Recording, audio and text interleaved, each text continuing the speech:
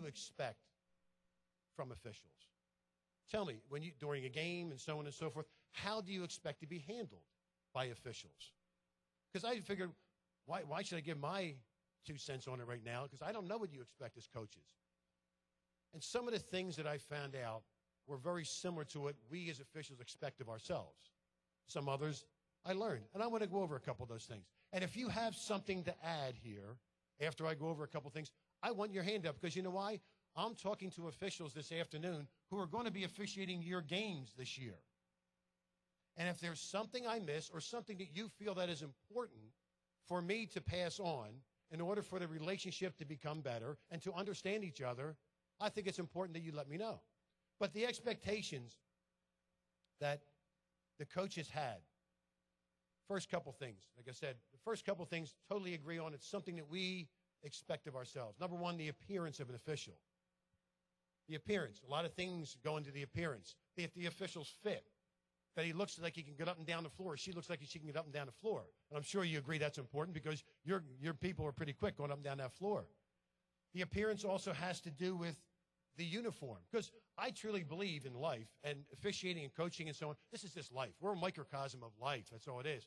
First appearance means everything to me. There's no doubt about it. Everybody saw me on the floor, obviously, when I referee, but right now, you had an opinion of me as soon as I walked up. Was I sloppy? Was I this? Was I that? I tell officials that all the time. And you should expect nothing less either, of the uniform being nice, of the shoes not being dirty, maybe shined, the hair combed properly. All this stuff is first impressions. I can imagine as coaches, if you went out there and you saw a guy whose uniform was shirt's half out, hair not combed, and body language like, I really don't feel like being here. Nothing worse than that as a coach, is it? You're defeated right there. You sit there and think, here I am preparing my kids and my team for this game, and here's a guy or gal who doesn't care to be there. And I tell officials all the time, you don't want to be there, give the game back to somebody who wants to be there, because you're doing the game a disservice. So I think we can agree with that. Also, during the course of a game, I think we can all agree, and the expectations of the coaches I talk to, about not only being fit, but hustling on the floor.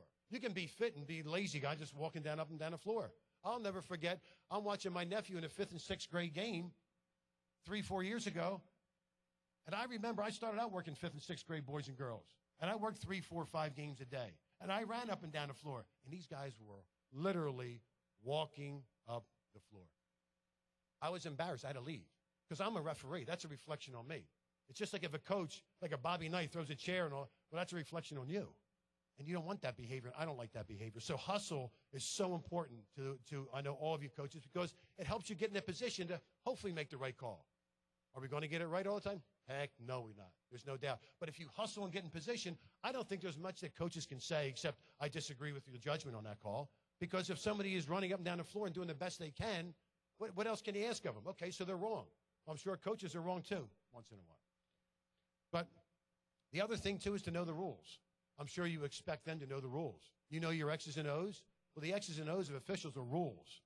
And you should expect the officials to know the rules. And officials better know the rules. That's their product. If I'm a salesman, my product is my rule book, and I better know that product, because when a coach comes to me and says, Steve, Coach, no, the rule says this. I have to do it by rule. What can you say then? It's not judgment. It's rules. So I think we can all agree on that. But now, the most important thing I got to when polling the coaches, the most important thing I got to was, and every one of them to a man said, I want to be handled with respect. Interesting. He says, I don't want someone to be arrogant. I want them to be approachable. All agree? Right? You want to ask a question, and you want somebody to be receptive to that question. And you know what? You're right. It shouldn't be someone asks a question and someone, sit down, coach, shut up. No, don't ask me that now. No, it shouldn't be that way. I totally agree.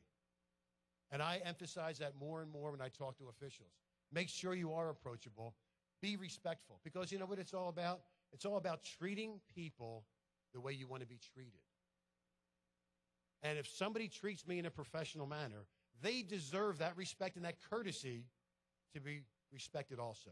And I think that's the thing. Also, they said to be honest. To be honest. If you missed a call, my friends who are coaches say, Steve, I really respect a guy that, number one, respects me, he's approachable, and then when I do ask him about a play, that he's honest, that he can sit there and say, Coach, I'm sorry, I think I missed that play. Now, obviously, a referee can't keep saying that all game long or he's in trouble.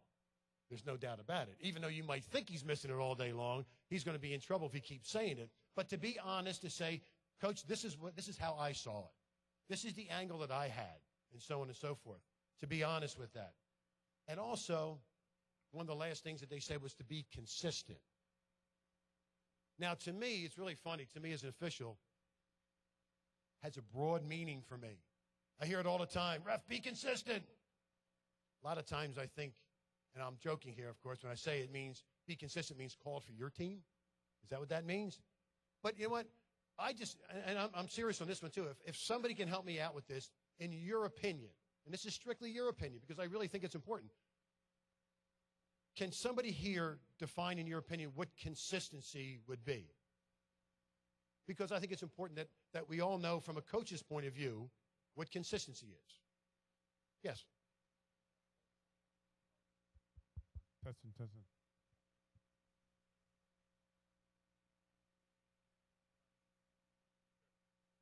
Okay, I'll repeat it for him. It says calling it the same way on both sides. If it's called one way this end, it should be called one way that end. Excellent. I totally agree. Any other definitions? Yes, sir.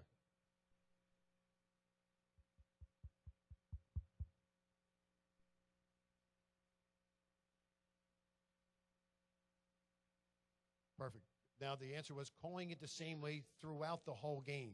Same thing in the first quarter as in the fourth quarter. If you've been calling it tight in the first quarter, continue to call it tight in the fourth quarter so there's some consistency within the game. Anything else? Yes, ma'am.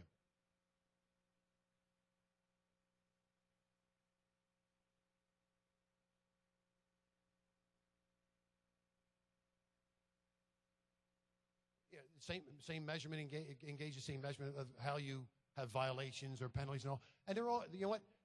Totally agree.